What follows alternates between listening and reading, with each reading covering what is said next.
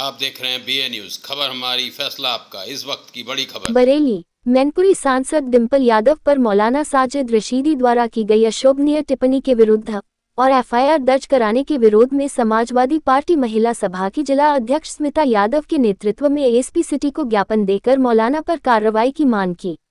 जिला अध्यक्ष स्मिता यादव ने बताया, समाजवादी पार्टी की वरिष्ठ नेता एवं मैनपुरी की सांसद डिंपल यादव जो सदैव महिला सशक्तिकरण, गरिमा और सम्मान की आवाज रही हैं, उनके विरोध मौलाना साजिद रशीदी द्वारा हाल ही में एक सार्वजनिक मंच अशोभनीय, अभद्र और आपत्तिजनक टिप्पणी की गई है।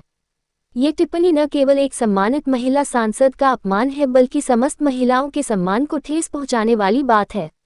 ये बात महिलाओं के प्रति दुर्भावना और असम्मान फैलाने की नीयत से की गई है, जो कि भारतीय संविधान, महिला सम्मान और विधि व्यवस्था का खुला उल्लंघन है। स्मिता यादव ने कहा, इसे मौलाना साजिद रशीदी पर FIR दर्ज कर कार्रवाई की जाए। अगर कार्रवाई नहीं होती है तो ऐसे मौलाना को गधा पर बैठाकर मुंह पर कालिक पोतकर घुमाना चाहिए, जिससे महिलाओं को इस तरह के शब्दों का प्रयोग नहीं कर सके। ज्ञापन देने वालों में पुष्पा मौर्य, सुनीता यादव, वीना गौतम, शशि चंद्रा, सिमरन खान, रुखसाना बेगम, शब्बो खान, गुड़िया खान, पल्लवी सक्सेना आदि मौजूद रही। एक सेकंड, हाँ 1 मिनट 30 सेकंड हो जाए।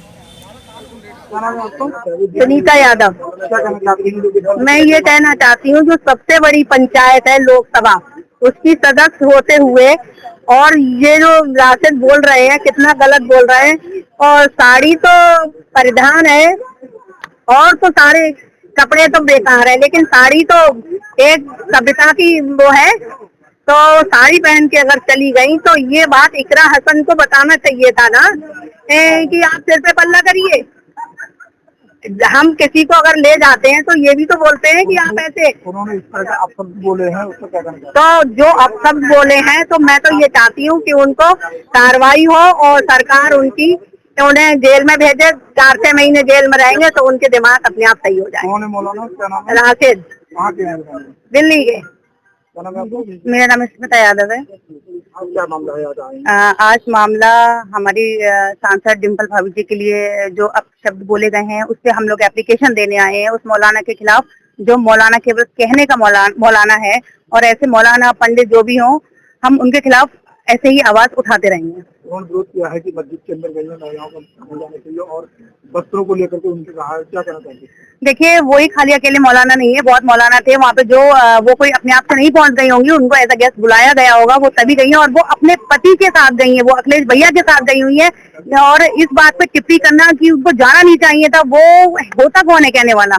हम तो पहले ये बोलेंगे कि क्योंकि वो मौलाना है ही नहीं एक्चुअल में, उसके नजरों में इतनी गंदगी भरी हुई है, उसको ये नहीं पता कि वो किसके लिए क्या शब्द बोल रहा है। जिनके खुद के बच्चे छोटे छोटे कपड़े पहन के विदेशों में, मॉलों में घूमते हैं, और उनको तो बिल्कुल भी ये रास नहीं आना चाहिए कि ऐसे शब्दों का प्रयोग करें। ऐसे मौलाना क्या करना चाहिए?